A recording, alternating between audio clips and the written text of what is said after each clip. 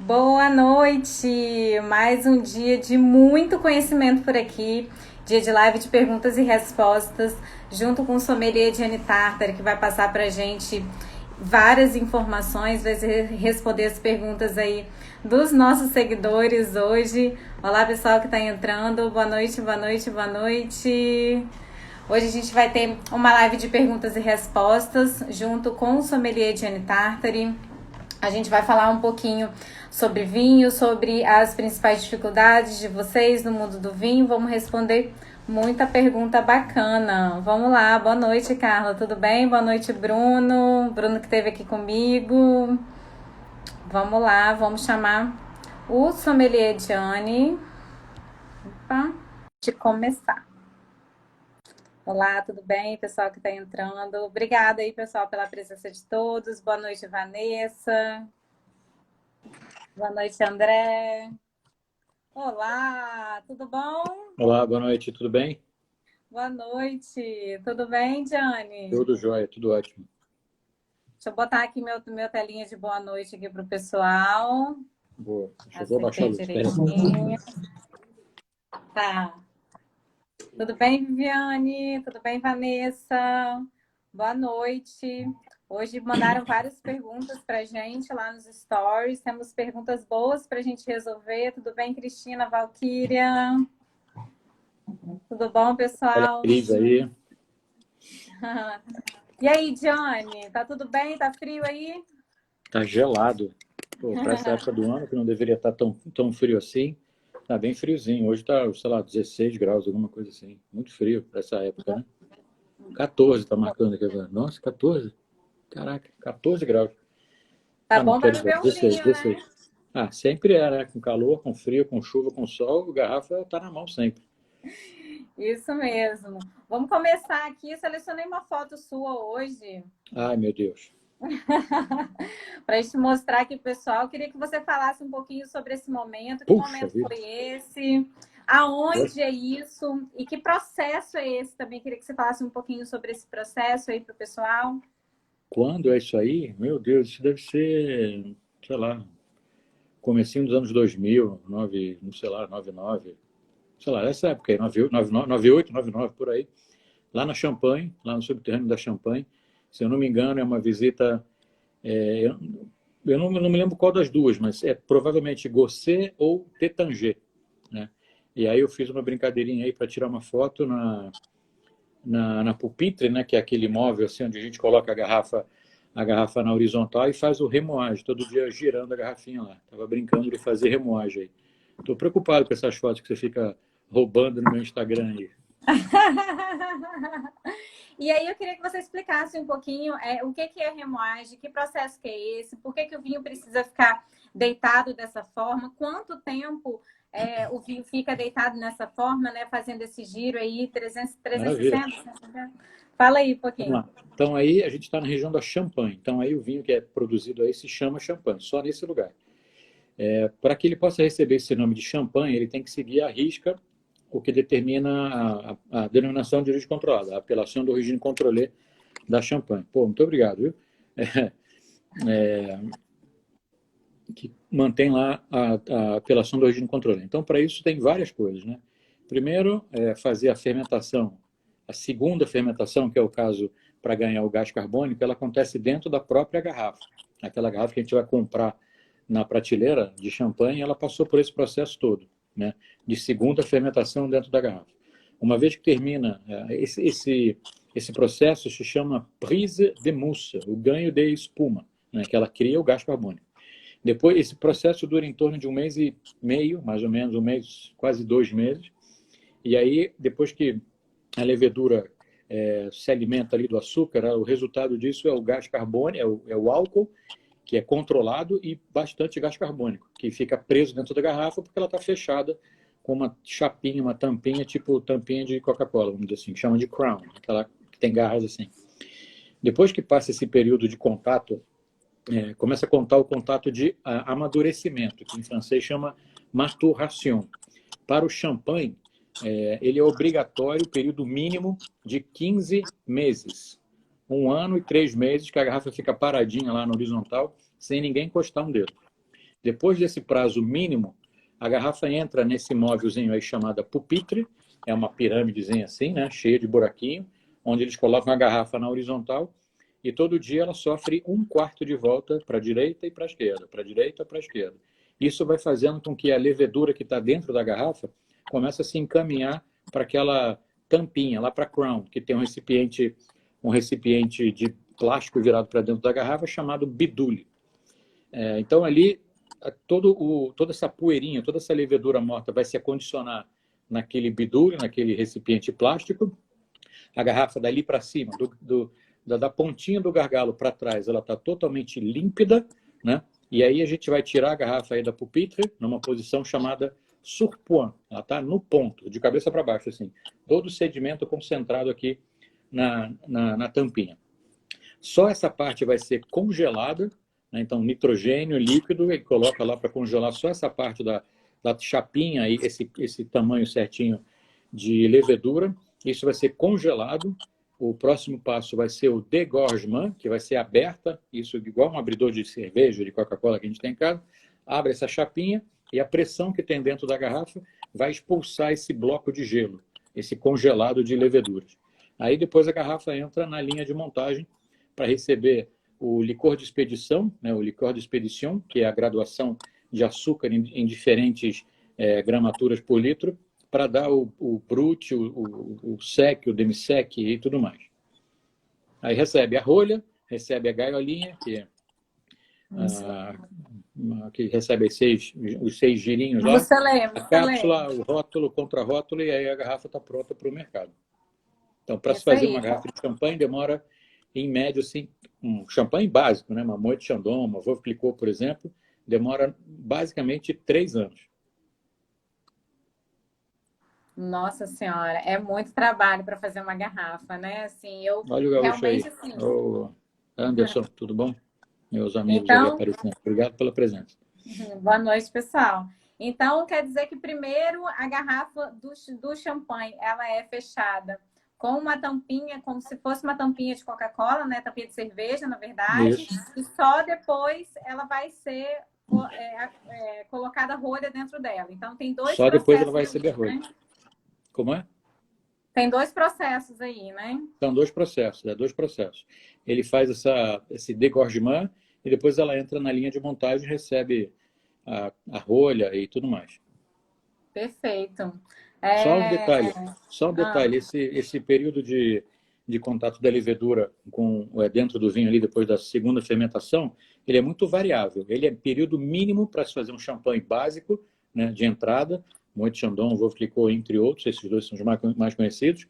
Mas a mesma casa, Moët Chandon, ela elabora um super champanhe chamado Dom Pérignon. O Dom Pérignon, essa autólise, esse contato com a levedura, aumenta de 15 meses para 7 anos. Fica 7 anos ali no subterrâneo, sem ninguém colocar o dedo na garrafa. Aí depois começa a fazer todo esse processo também. Meu Deus. É isso aí. Por isso que não é baratinho, né? Assim, por isso que não é barato, por isso que é um produto artesanal, é feito à mão mesmo, garrafa por garrafa, esse remoagem aí. A pessoa, para chegar lá e fazer o remoagem, ela tem que passar por um treinamento que demora pelo menos 1 ano, para poder saber virar a garrafa do jeito certo. É muito legal. Perfeito. Vamos então para a nossa primeira pergunta aqui. A pergunta da Deb Souza mandou hoje lá pra gente. Pra gente não, né? Pra você, né, Gianni? Mandou pra mim. Se qualquer como é que eu me arrisco vindo aqui responder um monte de perguntas sem saber, né? Não tem roteiro, não, né? Vai aparecendo e vê o que me lasca aqui para ver se eu tenho capacidade de responder. Pelo amor de Deus. Não, mas a gente sabe que você tem. Eu sei que qualquer pergunta que eu mandar, você vai responder tranquilamente. É verdade? Vamos com calma, vamos com calma. Vamos com calma. É sim, tenho certeza absoluta. Tem umas perguntinhas até vindo aqui Ah, tá. Vamos continuar só rapidinho aqui no champanhe. Tem umas perguntas aqui sobre o tema que a gente estava conversando.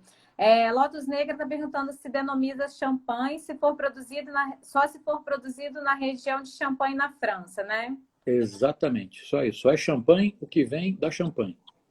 Isso. E aí eu queria que você falasse, explicasse a diferença de o champanhe e a champanhe. A gente bebe o champanhe, porque o champanhe é um tipo de vinho espumante. É o champanhe, o vinho. E a gente vai viajar para a região da Champagne. A Perfeito. Champagne Era é a isso mesmo. região. O champanhe é o vinho. Isso aí, perfeito. Vamos lá então para a próxima pergunta aqui da Debbie Souza. Qualquer vinho pode ser envelhecido? Não, qualquer vinho não. O vinho teve que ter sido produzido para que ele possa suportar envelhecimento. Nem todo vinho pode ser envelhecido, não. Aquela história de quanto mais velho, melhor, não é uma mentira absoluta, nem uma verdade absoluta. Nem todo vinho aguenta longo envelhecimento. Ele pode ser envelhecido por Se eu algum pegar um período vinho, de tempo. Agora, tem que especificar aí. tá, e se eu pegar um vinho aqui e guardar ele? Guardei que é um vinho que é para ser consumido jovem, vamos combinar assim, sei lá, um vinho verde, por exemplo, é um vinho geralmente para ser consumido jovem. Peguei ele, guardei, vou deixar ali. O que, que vai acontecer com esse vinho? Esse vinho vai evoluir bastante na sua. O vinho verde é um vinho que até suporta um bom envelhecimento, né? Não longo, mas um bom envelhecimento. Vamos pegar um outro exemplo, por exemplo, que um vinho que vai chegar daqui a pouco e a gente vai começar a falar muito dele, que é o tal do Beaujolais Nouveau. A partir do dia 16 de novembro, ele vai estar disponível no mercado brasileiro. E, por lei, ele só pode sair de lá do dia 15. Então, o Beaujolais Nouveau é um vinho de festa, né? Um vinho que comemora o primeiro vinho engarrafado do ano 2020 na França. Não tem nenhum outro, ele vai ser o primeiro. E ele chega para 200 países assim no dia seguinte que a lei permite. Então, esse é um vinho que deveria ser bebido relativamente rápido, sabe? Até janeiro, fevereiro, março, é o período que ele ainda vai mostrar aquilo com que ele foi produzido. Frescor, muita fruta, muita leveza, muito perfume, nada mais que isso. Nada mais que isso. Tá? Ele foi feito para ser bebido logo. Enquanto o pessoal começa a trabalhar agora colhendo mais uvas, ou as uvas já estão colhidas, mas começar a fazer o trabalho na vinícola e tudo mais, estão bebendo o Beaujolais Nouveau, estão bebendo vinho. Né? Já estão bebendo o vinho do ano. E aí eu queria que Então, você falasse quanto um mais o pouquinho vinho assim. evolui, ou um vinho que foi produzido para ser bebido jovem, à medida que ele evolui, ele vai perdendo. Um vinho que foi produzido para longa guarda, se você abrir ele muito jovem, ele vai te dar um tantinho assim de todo o potencial que ele tem para te mostrar. Entendi. E falando um pouquinho mais sobre o Beaujolais Nouveau, são todos feitos da uva Gamay, é isso mesmo? Todos os Beaujolais são feitos da uva Gamay, Gamay, é o nome da uva lá do Beaujolais, lá no sul da França, lá no sul da Borgonha, né, um apêndicezinho ali da Borgonha, que existem vários vinhos Beaujolais, né, a gente só lembra do Beaujolais Nouveau, mas um deles são 10 crus, 10 vinhedos específicos, assim, 10 localidades específicas do Beaujolais, que um deles fez um sucesso tremendo, chamado de Morgon. Morgon é o Beaujolais que está bombando tudo quanto é jeito. Como ele é uma denominação dentro do Beaujolais, o produtor acaba se utilizando disso. Né? Então, coloca no rótulo Morgon, é um cru do Beaujolais. Vai estar escrito lá embaixo, apelação Morgon Contrôlé. Show, feito de Gamay também, com certeza, porque é Feito de dessa Gamay. região, né? Feito de Gamay e feito por um processo chamado maceração carbônica, onde o cacho inteiro é Fala um colocado pouquinho dentro do mais. tanque de aço inox. O cacho inteiro é colocado dentro do tanque de aço inox e aí acontece uma microfermentação dentro de cada bolinha de uva, que quando ela fica cheia de gás carbônico, ela explode. E aí libera mais perfume, mais aroma. Por isso que o vinho é super levinho e muito perfumado. Olha, que legal. A Gamay, inclusive, na sequência das uvas, né? Assim, ela tá bem perto, próxima da Pinot Noir, né? Uma uva bem leve. Tá bem acima, tá um pouquinho acima da Pinot Noir, né? O Pinot Noir é um pouco mais leve, a Gamay tá mais ou menos no mesmo patamar, vamos dizer, não tem tanto tanino, mas tem fruta que não acaba mais, é muito perfumado. Muito bom. Já tive a oportunidade de tomar um Beaujolais Nouveau, assim, realmente É uma foi delícia. Daqui a inesquecível. pouco, dia 16, a gente podia provar um Beaujolais Nouveau. Vamos ver se eu consigo uma garrafa. Ah, legal. Divide com a gente, Diane, assim, pelo menos ao Vamos vivo. embora. Vamos embora. Tudo bem, Isadora? Bom, vamos lá para a próxima pergunta. A pergunta aqui da Nalu. Tem alguém no governo, eu entendi a pergunta dela, tem alguém no governo que tenta mudar o imposto do vinho e reverter como alimento? Aí eu queria que você explicasse toda essa situação como o vinho é considerado aqui no Brasil, lá fora, como é essa questão do alimento, da Na Europa, o bebida. vinho, dependendo do lugar na Europa, ele é classificado como complemento alimentar, como alimento. Então, tem imposto, a taxa os impostos são um pouco menores, assim. Só você ir em qualquer supermercado na Europa, em Portugal, na Espanha, na Itália, na França, pelo menos nesses 4 grandes, e no supermercado você compra vinho super interessante de beber, 1, 2, 3 euros. Para vinho para o dia a dia. 1, 2, 3 euros. Esquece que tem a conversão para fazer. Sabe? Você ganha seu dinheiro lá em euro, você ganha 1.000 euros e você vai usar 3 para comprar um vinho. Sabe? A proporção é absurdamente diferente. Então aqui a gente tem esse problema todo de grande taxação que existe no Brasil, não só para o vinho, mas para tudo. E além da gente ter esse problema todo, a gente tem, às vezes, a indústria brasileira, a indústria de produção brasileira, tentando atrapalhar um pouco mais, sabe? Já foi o caso de ter uma época de colocar o selo na garrafa, que tinha que colocar um selo, então era um custo a mais, quer dizer, o vinho ficava mais caro ainda, isso caiu. Teve o problema da ST, que ajudou também a atrapalhar um pouco mais. Então, sempre tentando atrapalhar, em vez de pensar de uma outra maneira, o que eu posso fazer para eu vender o meu vinho de maneira mais fácil, o produtor brasileiro, acaba, às vezes, fazendo alguma coisa para tentar atrapalhar o outro, né? E aí complica um pouco a situação. Se tem alguém no governo, acredito que tenha alguém no governo. Eu já no começo, sei lá, quando eu assistia a televisão e ouvia a rádio, assim, aboli da minha vida, televisão e rádio, não escuto mais notícia nenhuma, só vejo manchete. Eu ouvi o Paulo Guedes dizendo que, pelo contrário, né, vinho e fumo e cigarro e tudo mais é altamente supérfluo, então tinha que ter uma taxação a mais alta possível. Sabe? Então, se tem gente, pois é, então se tem gente no governo, certamente não vão estar olhando para o vinho dessa maneira, vão olhar para o vinho de uma outra maneira, né? Como é que a gente pode fazer esse negócio nos render mais, dando mais imposto? Perfeito. A Lu Alves está aqui com a gente também, eu acho que tem mais pergunta dela aqui que eu acabei de ver. O teor alcoólico diz... antes, Jane, rapidinho, deixa eu dar um aviso aqui. Alguém pediu para eu falar aqui uma coisa. A Marluce falou assim: Ana, aproveita que o pessoal está assistindo para falar que estão usando o nome de vocês. Então, vou falar aqui rapidinho, pessoal.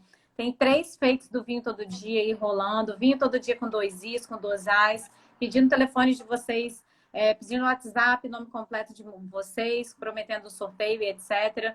Então, queria dizer, e o objetivo é clonar o WhatsApp de vocês. Então, por favor, aí, muita atenção, porque eles estão realmente ontem e hoje, recebi mais de 50 mensagens em relação a isso. Então, muito cuidado, não liberem o WhatsApp de vocês, tá? Para ninguém, presta atenção na conta, se não é uma conta fake. Tá bom? Isso aí. Bora para a próxima pergunta aqui. Obrigada, tá, Marluce, por me lembrar. O teor alcoólico diz algo sobre a doçura do vinho. Aí eu queria que você falasse sobre o corpo do vinho em geral. Vamos lá. O teor alcoólico... Bom, o álcool é uma substância que não existe na natureza. O álcool ele é criado pelo homem, sempre foi criado pelo homem. Como é que a gente faz álcool? A gente precisa ter alguma coisa com açúcar, algum tipo de açúcar, para transformar, para que a levedura possa transformar o açúcar em álcool. Então, o primeiro passo é esse. Quanto mais açúcar tiver na uva, mais álcool a gente vai ter durante o processo de fermentação alcoólica. Então, o teor alcoólico está exatamente em sentido contrário ao açúcar. Se tem um teor alcoólico mais alto, provavelmente o açúcar é mais baixo. Se o vinho é relativamente docinho, quer dizer que o teor alcoólico dele deve ser baixo. A matéria-prima, vamos dizer assim, a matéria-prima do álcool é o açúcar, que vai ser mastigado lá pela levedura, dando resultado álcool etílico e gás carbônico. Tá? Perfeito.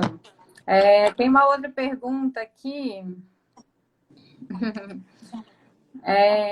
Tem como a gente identificar, porque é da mesma pessoa, tá? Da Lu Alves. Tem como a gente identificar a qualidade do vinho pelo rótulo?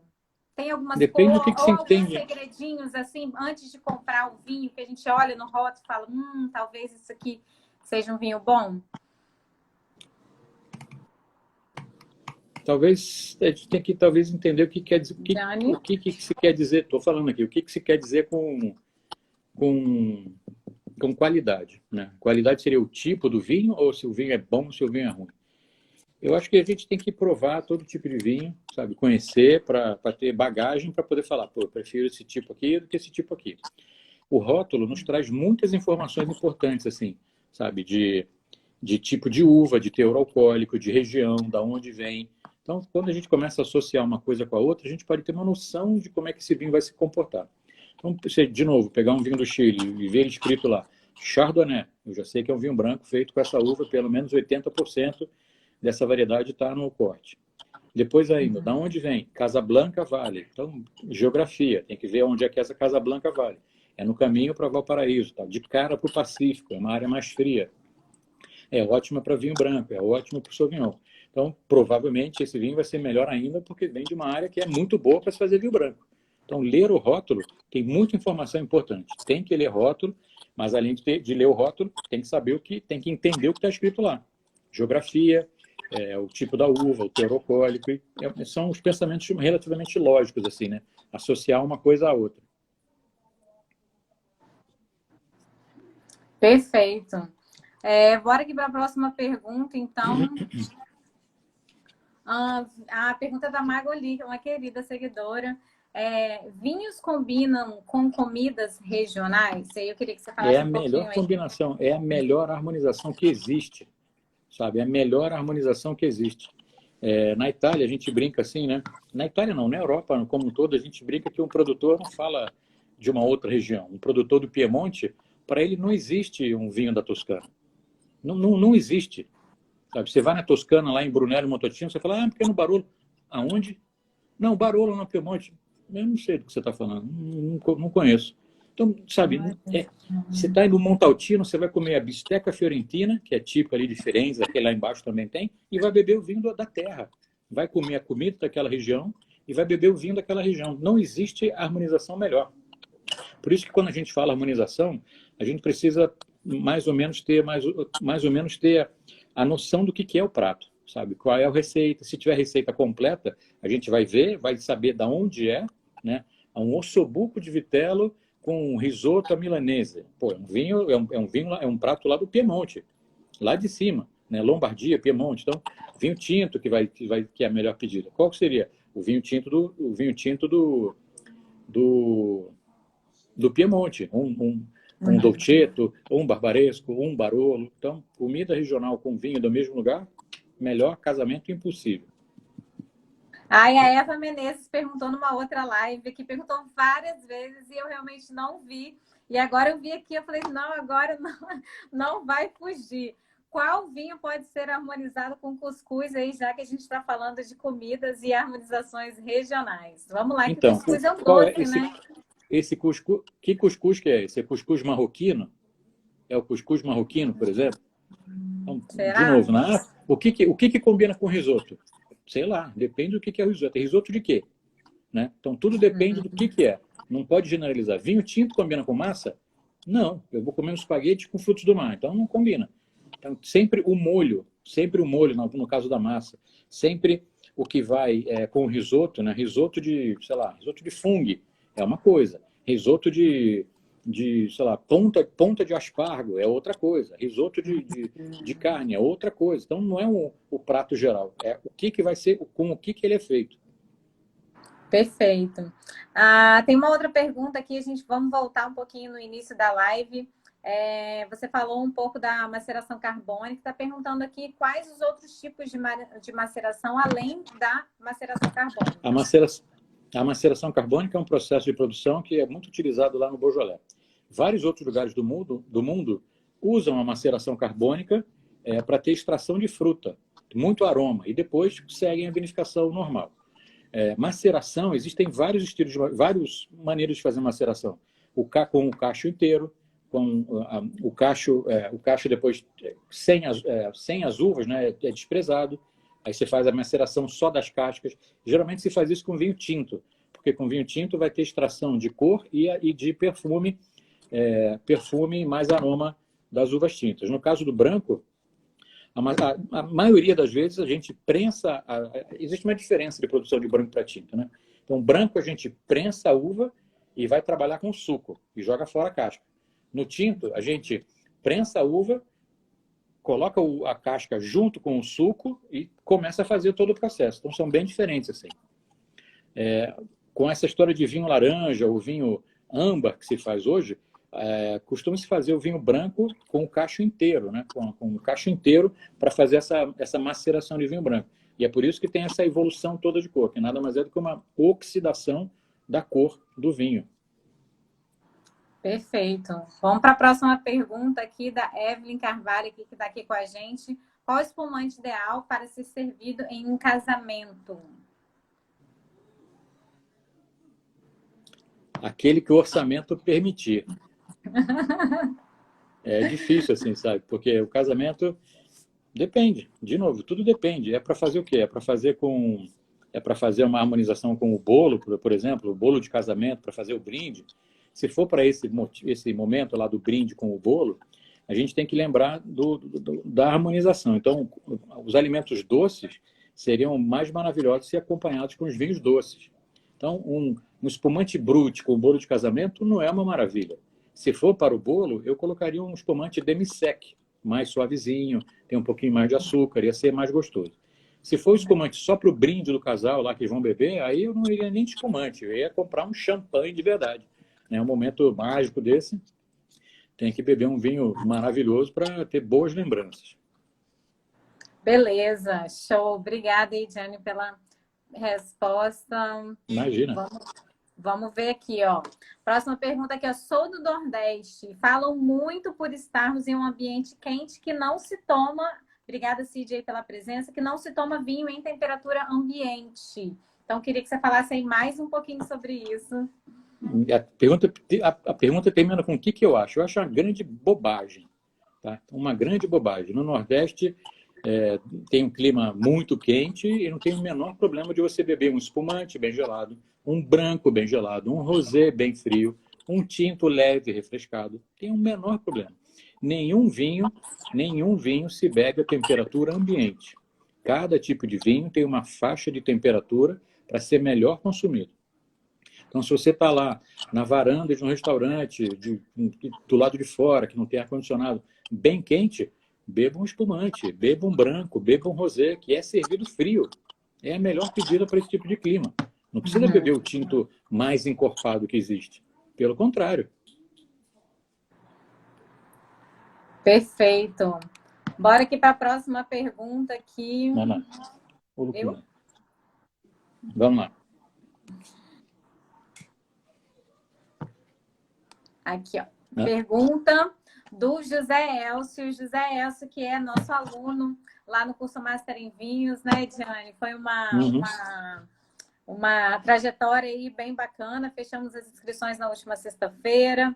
E José Elcio está dentro dessa nossa primeira turma aí. Qual a principal característica de um vinho avinagrado? E até quando eu posso bebê-lo? E se faz mal, Diane? Às vezes o vinho não está tão bom e tal. Faz mal? Então, vamos lá. Primeiro passo. O vinho, quando está com esse... Todo mundo fala de avinagrado. Na verdade, ele está com um aroma oxidado. Né? A grande confusão que tem nesse negócio de avinagrado para oxidado.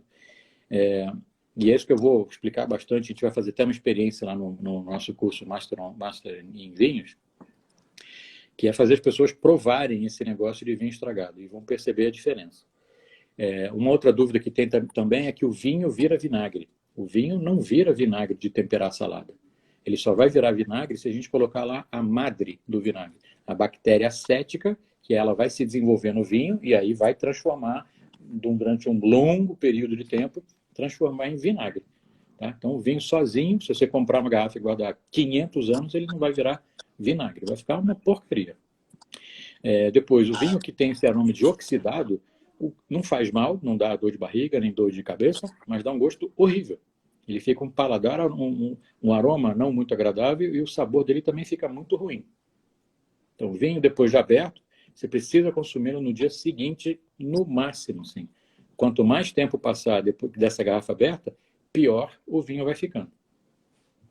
E à medida que você vai provando o vinho, sabe, tendo o hábito de beber, você não vai conseguir beber um vinho oxidado 3 dias depois. Perfeito. Silvinha está aqui com a gente. Obrigada aí, Silvinha, pela presença. É mito ou verdade que muitos vinhos rosados são mistura de vinho tinto com branco? Eu acredito que lá nos anos 60, 70, podia até existir alguma coisa assim de vinho branco misturado com tinto. Hoje em dia, o vinho rosé é de altíssima qualidade e ele não é mistura de branco com tinto, não. Ele é produzido a partir de uma uva tinta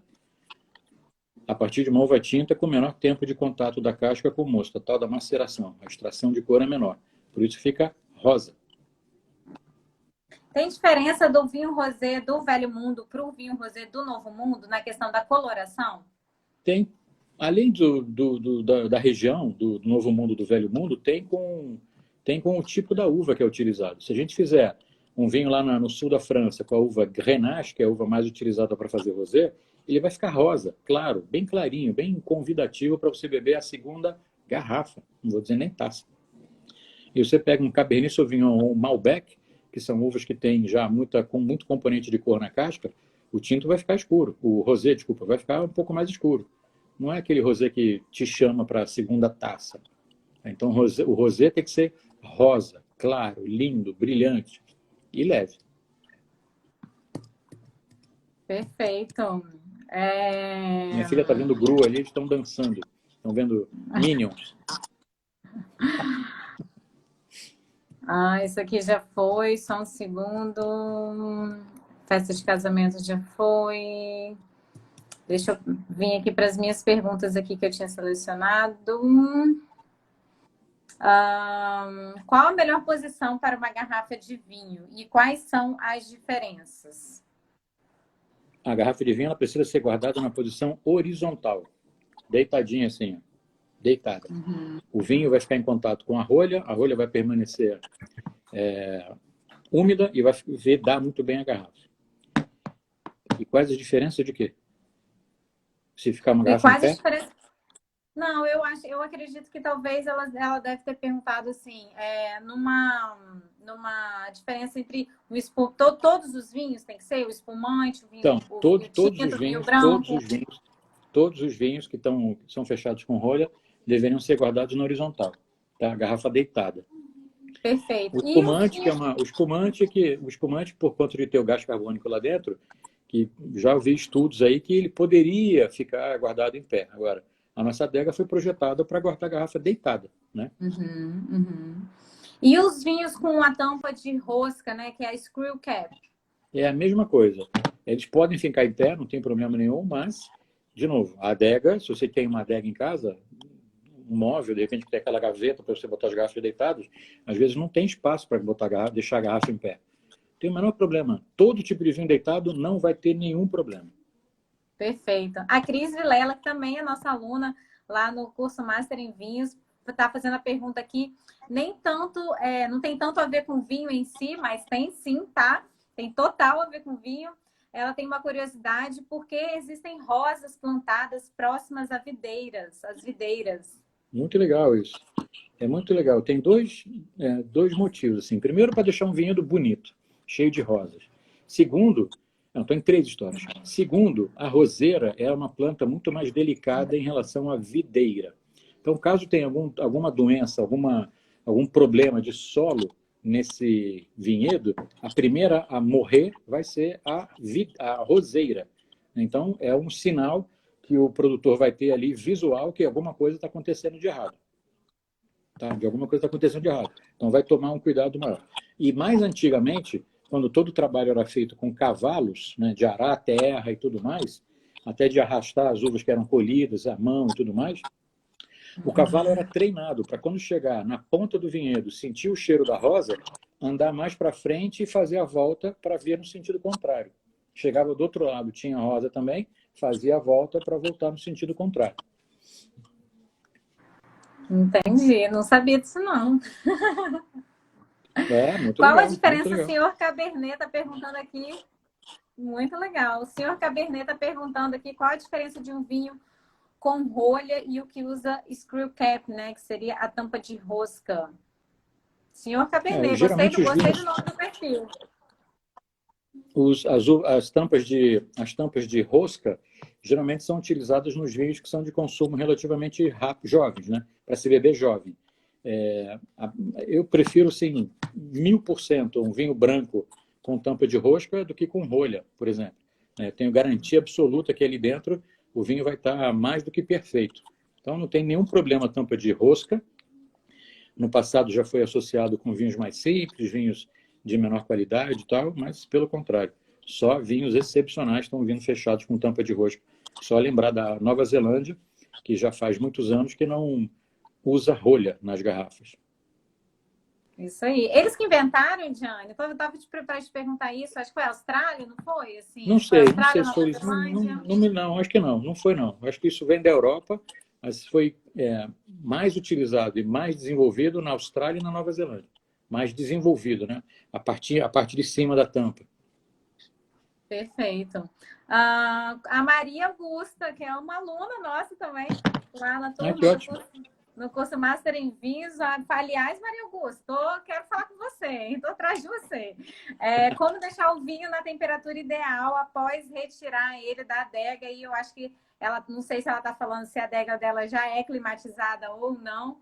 Então, queria que você falasse aí das duas situações. Então, vamos lá. Se você tiver com um vinho espumante ou um vinho branco, você pode mantê-lo num balde com gelo e água.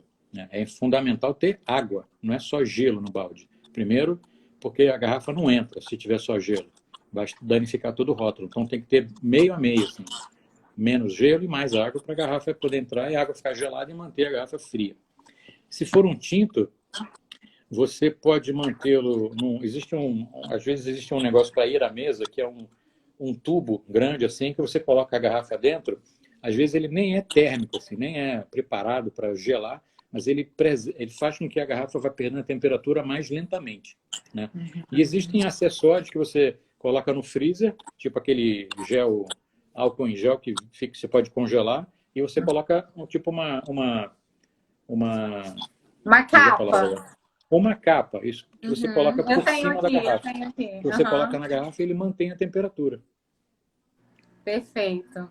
Vamos aqui para a próxima pergunta. Então, a Heloísa está perguntando aqui, aproveitar e pegar essa pergunta aqui da Heloísa. Qual o curso ideal para poder orientar meus clientes numa boutique de carne? Acredito que ela venda vinho por lá, né?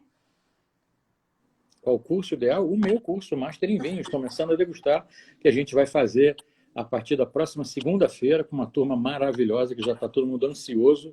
Imagina eu, como não estou ansioso para começar a fazer essa turma. É um curso bem bacana, que vai ter de tudo. Vai ter de tudo. Vai ser um misto de ABS com W7, com Court of Master Sommeliers. Vai ser um curso muito completo. Acho que o pessoal que está na turma vai ter uma surpresa bem grande. Que bacana. A Bia Paz está perguntando se guardar o vinho tinto numa temperatura muito baixa estraga o vinho? Não, estragar não estraga. Então, a temperatura de 16 graus da adega já foi estudada e pensada, porque é a temperatura que faz com que o vinho evolua, né, possa evoluir, seguir a sua evolução normal, das três partes, né, a parte visual, a parte olfativa e a parte gustativa. Uma adega gelada demais pode fazer alguma alteração em alguma dessas partes. Então, você pode ter um vinho gelado demais, provavelmente a cor vai ficar, não vai evoluir tanto, né? Não vai evoluir tanto, vai ficar mais escuro. Mas talvez a parte gustativa, a parte olfativa e gustativa possam evoluir e vai ser bem diferente quando você abrir um vinho. Geralmente, a parte visual dá a dica do que a gente vai esperar na parte olfativa e essa parte olfativa já nos dá um spoiler assim, do que vai encontrar na parte gustativa. Beleza. Deixa eu pegar outra pergunta aqui. A Silvinha falou assim: amo o tinto, mas gosto dele gelado e sou criticada. Estou bebendo errado? Quem escreveu? Silvinha. Silvinha, Isso, vamos trocar Silvinha. essa palavra. Vamos trocar essa palavra gelado por refrescado. Quando você diz gelado, é gelado mesmo? Tipo com gelo, ou tão gelado quanto um vinho branco? Se for isso, infelizmente você está bebendo errado, porque você vai fazer o seu tinto, vai fazer ele te mostrar alguma coisa errada, sabe? Um vinho tinto muito gelado O tanino, que é aquela sensação astringente aqui, só vai dar ela na sua boca. Só ela vai aparecer. Então, se você subir a temperatura e beber refrescado, por volta dos 16 graus, tá perfeito. Perfeito, entendi perfeitamente. Que bom, Silvinha. Vê aí se você É gelado ou curtiu aí. refrescado? Se for refrescado, é uma coisa. Refrescado, eu estou vendo, entendo a temperatura de 16 graus. Gelado, para mim, é vinho branco, tipo 8. Perfeito. A Lotus Negra está perguntando ao contrário. Geralmente bebo vinho tinto na temperatura ambiente. Você acabou de falar disso, mas posso pôr pedra de gelo? Fala com ela aí, Johnny. Não existe temperatura ambiente. Não existe temperatura ambiente. Cada tipo de vinho tem a sua faixa de temperatura para ser bebido. Tá? Tem que ser refrescado. Colocar gelo no vinho tinto? Não. Pode colocar no vinho branco, uma pedrinha, no rosé, uma pedrinha. No tinto não vai ficar uma maravilha, não. Isso aí, perfeito. Quando sabemos a necessidade de decantar o vinho? Com a idade, né? A partir da idade, do rótulo, do ano que está escrito no rótulo. Então, hoje, em 2020, eu decantaria um vinho da safra 2010 para mais velho. Decantaria, só para ver, pelo menos uma vez na primeira garrafa que eu vou abrir, eu já decantaria para saber como é que se ele tem sedimento, se ele não tem sedimento, que é a tal da borra do vinho. Então, a partir de 10 anos eu já faria isso. Beleza. E o vinho, quando a gente decanta o vinho, assim, por que a gente decanta um vinho velho, né? E por que a gente decanta um vinho novo também? A gente pode decantar um vinho novo também? O vinho velho a gente decanta, o vinho velho a gente estava na ABS hoje fazendo aula exatamente de decantação, falando sobre isso. O vinho velho a gente decanta porque ele cria, com esse envelhecimento, o sedimento, a tal da borra do vinho. É natural do vinho tinto. E a gente quer deixar essa borra na garrafa e no decânter o vinho limpo, vamos dizer assim. O vinho jovem, a gente nem usa o termo decantar, mas sim aerar. É a mesma coisa, só que você não precisa ter o cuidado de passar o vinho delicadamente para o decânter. Pode ser ao contrário, mas violentamente assim, para que o vinho jovem se balance muito e libere mais aroma, mais sabor. Perfeito. A Glória Tórtora, que foi a grande ganhadora, sortuda da adega aí, que a gente sorteou com mais 12 Quem foi que vinhos. ganhou? Quem ganhou? A Glória Tórtora aqui está aqui com a gente. Que legal, hoje. Parabéns. Parabéns. Arrasou muito. Ela está perguntando como que faz para entrar no curso, Johnny. Fica na próxima, o curso já está fechado. Turma já tem 50 e não sei quantos lá, tá? A turma é muito grande, muito boa. E só na próxima agora. A gente em breve deve divulgar próximo curso e ficar esperto para não perder o prazo de inscrição. Isso, o Ed também está perguntando a mesma coisa, como que ele faz esse curso. Na verdade, Ed, você pode se cadastrar lá no blog do Vinho Todo Dia, coloca seu e-mail, entra lá, vinhotododia.com.br, bota seu nome, seu e-mail lá, que você vai ser informado aí também. Também temos um canal no Telegram, só você entrar lá no Telegram, procurar por Vinho Todo Dia, se inscrever lá no nosso canal, que a gente informa também por lá, né, as novidades. E o Gianni também tem um canal no Telegram, né, Gianni, chamado Gianni Tartari. Pode procurar lá também. Tem um canal no Telegram, tem um canal no YouTube com um monte de conteúdo maravilhoso. Então, quem não deu uma olhada no YouTube ainda, pode me procurar lá, Gianni Tartari Sommelier, vai encontrar um monte de coisa bacana lá. E é isso, Telegram, YouTube. E me segue aí no Instagram também. Estou com poucos seguidores, preciso de mais seguidores. A Adriana está falando, poxa, quero também fazer o curso. Ai, meu Deus. É isso, gente. A gente precisa, a gente tem data para começar, tem data para terminar, uma turma super séria. E realmente aí estamos com nossos prazos estourados aqui. Quanto tempo custa para eu me tornar uma pessoa conhecedora de vinhos? Quanto tempo demora? Demora o tempo que você levar para estudar muito. Tem que aprender muita coisa, estudar muita coisa. Sabe? Eu trabalho com vinho profissionalmente mesmo desde 1988. 1988. Não existia importação aberta no Brasil, né? Era tudo fechado, então era difícil encontrar todos os vinhos. E naquela época lá não tinha muito material, não tinha ABS funcionando, não tinha... até antes disso, hein? Ainda bem que você não achou uma foto daquela época. Tem uma aqui, ó. Tem uma outra aqui que você já mostrou também, ó.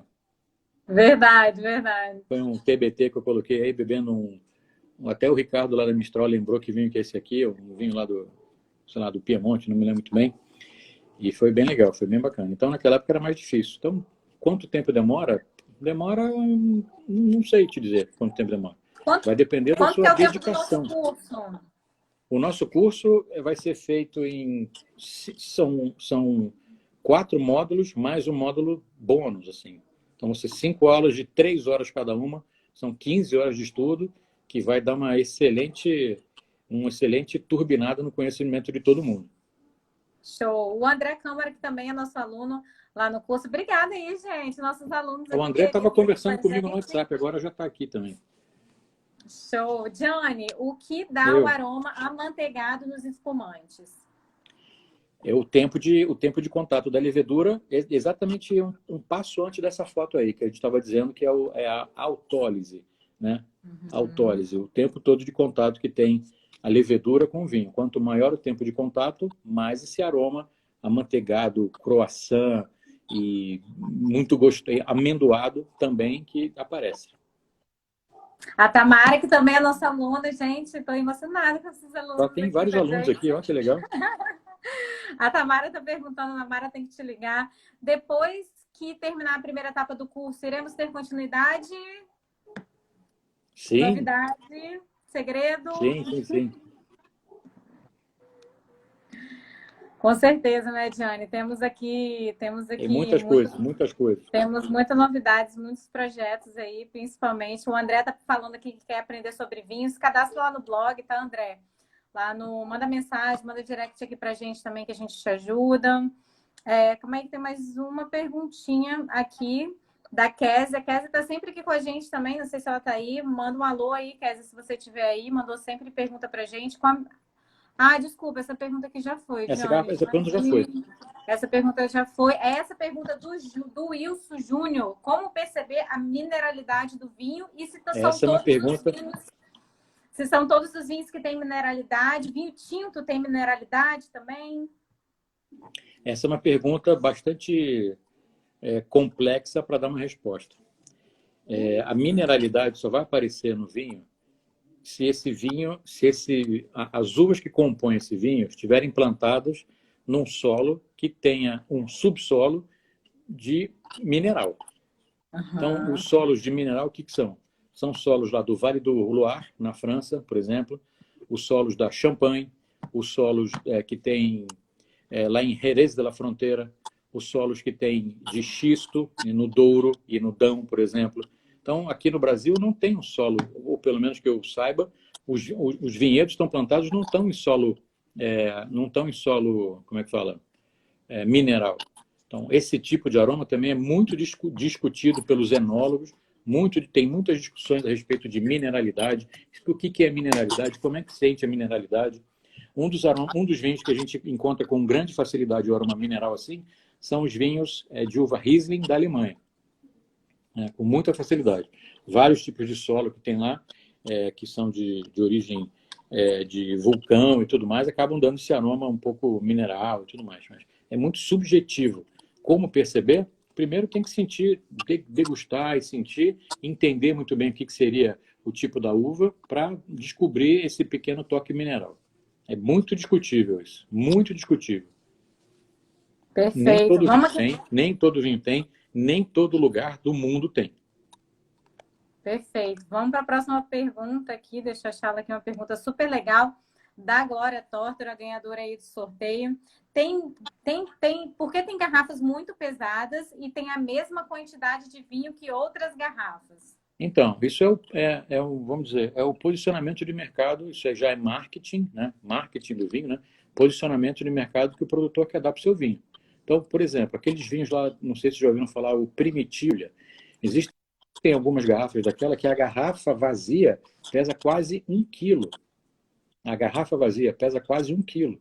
Então, é packaging, sabe? O cara tem essa associação. A garrafa pesada, vinho é bom. Não. O vinho o que tem que ser bom é o que está dentro da garrafa. Aquilo tem que ser bem feito, perfeito. Tá? Não pode ter problema, defeito, nem nada.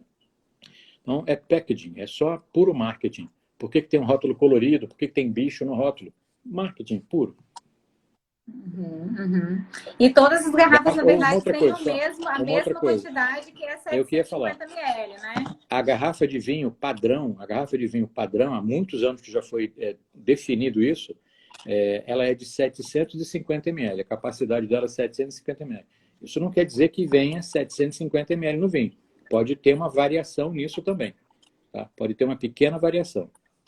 Quando eu comecei a trabalhar, Olha, nem sabia. a gente tinha garrafa de vinho que tinha 720, 730, escrito, né, no rótulo, 720, 730, era bem variável. Eu acho que nos anos 90, lá pelo meados dos anos 90, é que meio que tudo passou a ser 750. E aí é uma coisa bem bacana assim, de ver, porque 750 garrafas, se o vinho vai envelhecer em barrica, uma barrica tem 225 litros. Então, cada barrica de vinho engarrafa exatas 300 garrafas de vinho. É até uma unidade Perfeito. de medida. Perfeito. A Cris Vilela, que é nossa aluna aqui também da primeira turma do curso Master em Vinhos, está perguntando que para ser sommelier profissional e reconhecido, não só ser sommelier, tem que ser reconhecido. Sei que não existe uma ordem, né? Mas o que é preciso? Você que é um profissional reconhecido no mercado hoje, o que é preciso? É preciso fazer a Associação Brasileira de Sommeliers, que é a escola que forma sommeliers. Não existe outra escola no Brasil, pelo menos que eu saiba, que forme sommeliers. Tá? Sommelier é uma profissão. E para você ser reconhecido, você primeiro tem que ser bom no que você faz, para você poder ter algum tipo de reconhecimento. Né? Você pode fazer todos os cursos do mundo, ter todas as certificações, isso não quer dizer que você vai ser reconhecido. Então, você tem que ser bom naquilo que você faz. Né? Provar, sei lá, exercitar a sua profissão e as pessoas verem que aquilo aí que você está fazendo é muito bem feito. Uhum. Perfeito. O Saru Osasco está perguntando aqui, com toda a sua bagagem, pergunta difícil, com toda a sua bagagem, se você fizer uma degustação às cegas, você consegue saber se o vinho passou por barrica de carvalho francês ou barrica de carvalho americana? Não precisa nem ter toda essa bagagem. Então, as pessoas que vão fazer o curso comigo vão descobrir isso rapidamente, porque são os Uau! aromas completamente diferentes, assim, sabe? Então, a madeira americana, o barril americano, ele é chamado de red oak, a madeira mais avermelhada. E o cheiro que a madeira americana dá é um aroma que lembra muito a baunilha, é associado com a baunilha. Então, se você pegar um vinho tinto lá e sentir cheiro de baunilha, associar isso como baunilha, você vai ter a boa indicação que o carvalho é americano. O carvalho francês ele é mais fino, mais delicado. Não tem esse cheiro de baunilha, esse cheiro adocicado. A Cris aí está falando reconhecido como profissional. Depois de fazer os cursos da ABS, você tem um curso profissional da ABS e depois tem a certificação brasileira de sommeliers. Tem que passar pela certificação brasileira. Para isso, seria bom você ter alguma experiência antes de sommelieria em restaurante, trabalhando, porque é exigido nessa certificação prática de serviço, que você só aprende na prática, só aprende fazendo. Você pode aprender, mas você precisa praticar. Então, hoje na ABS, eu fui fazer aula de decantação para vários alunos assim, metade deles profissionais que trabalham em restaurante, a outra metade não. E a pessoa que não trabalha no restaurante, não tem o dia a dia do negócio, é um sofrimento para abrir uma garrafa de vinho. Parece que é uma coisa do outro mundo, assim. E não é. Agora, a prática, né, a repetição daquele movimento vai fazer com que você fique mais fácil fazer aquela abertura de garrafa. Isso aí, por isso tem que treinar muito, mesmo em casa, hein, pessoal? Tem que treinar bastante. A Aline Marielle está perguntando se plantações frutíferas ao redor do vinho, né, dos vinhedos, no caso, influenciam no sabor e no aroma do vinho.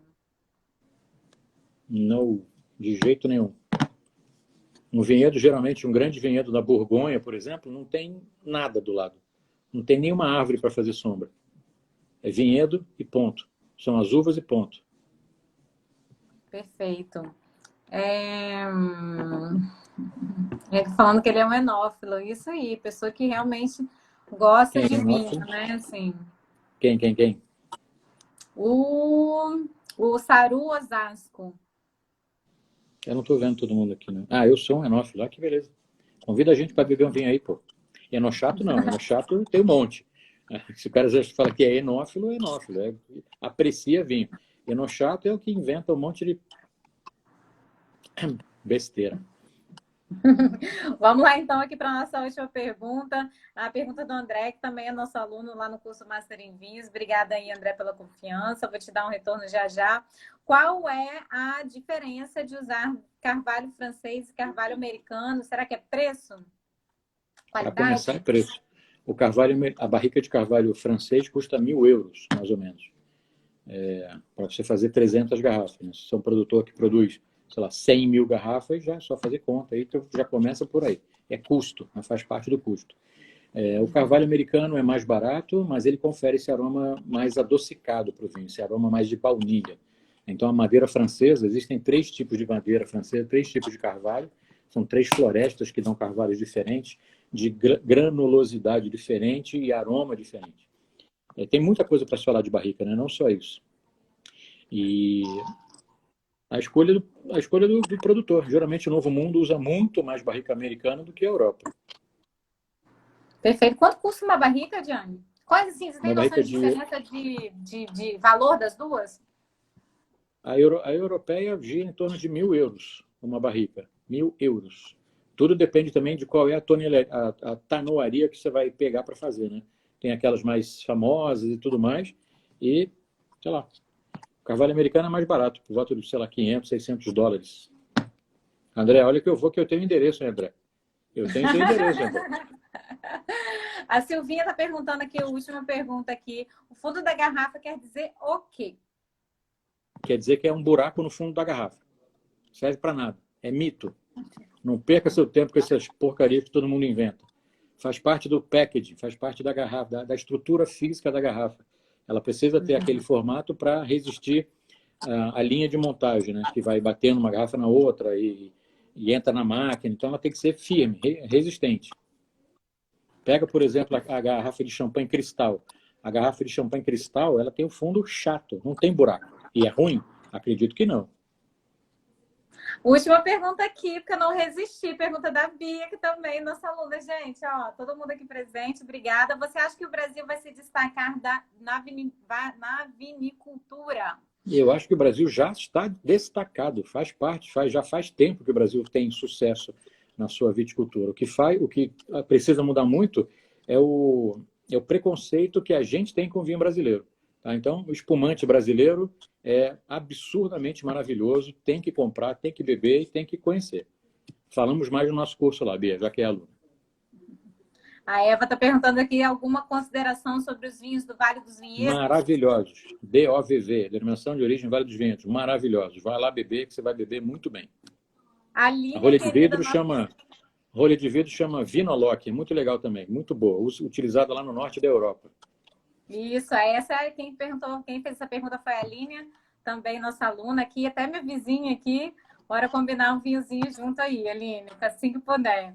Bom, gente, queria agradecer imensamente pela presença de todos. Obrigada. Em breve voltaremos aí com mais lives com o professor e sommelier Gianni Tartari. Gianni, obrigada mais uma vez pela sua disponibilidade de estar aqui com a gente. Em breve, mais lives. Tchau. Tchau, gente. Boa noite. Obrigada.